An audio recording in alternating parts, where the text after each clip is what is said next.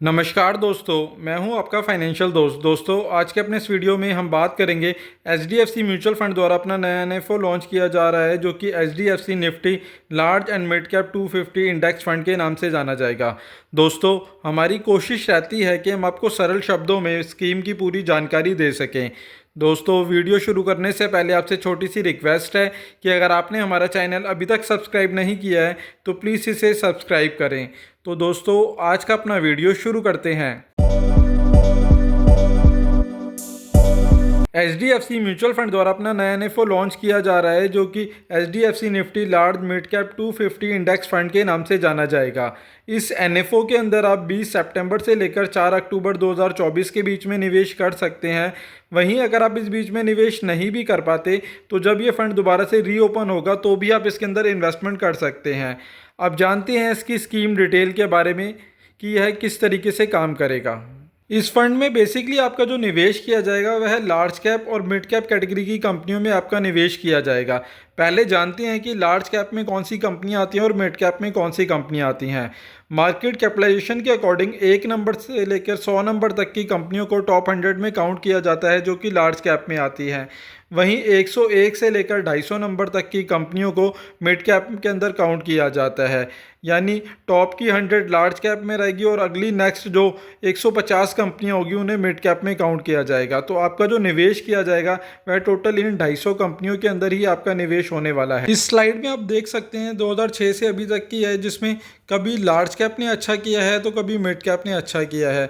यानी कभी पहले नंबर पर लार्ज कैप ने अच्छा परफॉर्मेंस दिया है तो कभी मिड कैप ने। वहीं इसके अंदर अगर हम देखें वेटेज की, तो इस इंडेक्स के अंदर आपकी जो वेटेज रहने वाली है वह 50-50% की रहने वाली है। यानी आपका 50% इन्वेस्टमेंट लार्ज कैप में होने वाला है और 50% इन्वेस्टमेंट मिड कैप के अंदर होने वाला है। Nifty large mid cap 250 index की अगर टॉप 10 कंपनियों की बात करें तो उसके अंदर एचडीएफसी बैंक लिमिटेड के अंदर इसकी वेटेज जो रहने वाली है 4.4% की रहने वाली है। रिलायंस इंडस्ट्री की वेटेज 3.7% की है। आईसीआई बैंक की वेटेज 3.1% की है। इन्फोसिस की वेटेज 2.5% की है। आईटीसी की वेटेज की बात करें तो यह 1.7% की है। टाटा कंसल्टेंसी की बात करें तो उसकी वेटेज 1.7% की है। एलएनटी की वेटेज की बात करें तो उसकी वेटेज 1.6% की है। भारतीय एयरटेल की वेटेज की बात करें तो उसकी वेटेज 1.5% की है। एक्सिस बैंक की वेटेज की बात करें तो उसकी वेटेज 1.2% की है। सुजलोन एनर्जी की बात करें तो उसकी वेटेज 1.2% की है।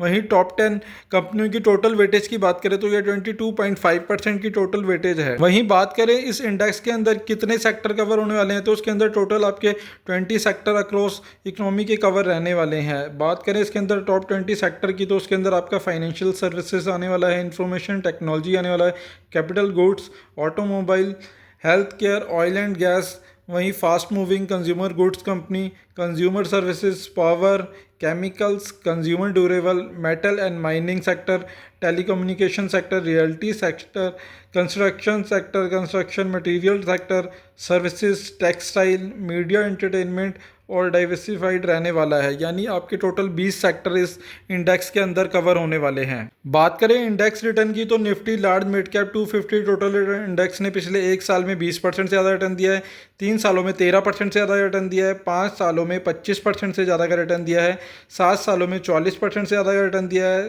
10 सालों में 22% से ज़्यादा रिटर्न दिया है और 15 सालों में 25% से ज़्यादा का रिटर्न दिया है। वहीं सिंस इंस्पेक्शन से देखें तो उसने 17% से ज़्यादा का रिटर्न दिया है।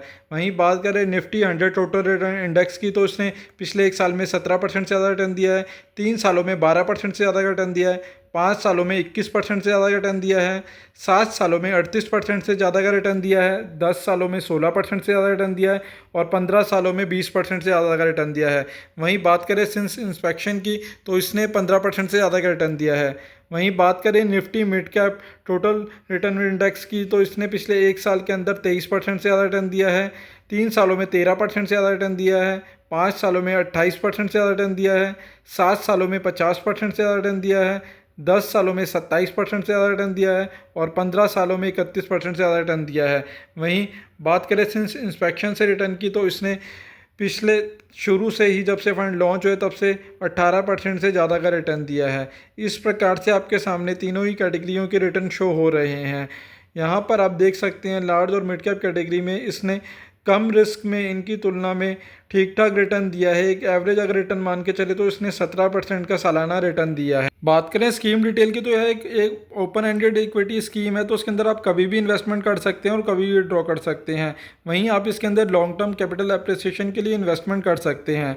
बात करें फंड मैनेजर की तो उसके फंड मैनेजर मिस्टर निर्मल और मिस्टर अरुण अग्रवाल रहने वाले हैं। बात करें इसके बेंचमार्क की तो उसका benchmark Nifty large mid cap 250 total return index का रहने वाला है। एंट्री और एग्जिट लोड इसके ऊपर नील है। वहीं इसके अंदर आप एसआईपी और लमसम दोनों ही तरीके से इन्वेस्टमेंट कर सकते हैं।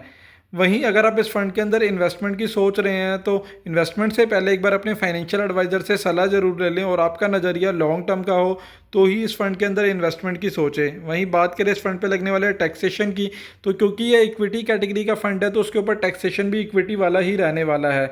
यानी आपको जो भी प्रॉफिट होगा और अगर उसे आप 1 साल से पहले बेचते हैं तो उसके ऊपर आपको 20% का short term capital gain tax देना होगा। वहीं अगर आप 1 साल के बाद बेचेंगे तो इस पे आपको 12.5% का long term capital gain tax देना होगा, पर वो भी आपको तब देना होगा यदि आपका प्रॉफिट 1,25,000 रुपये से ज़्यादा होता है।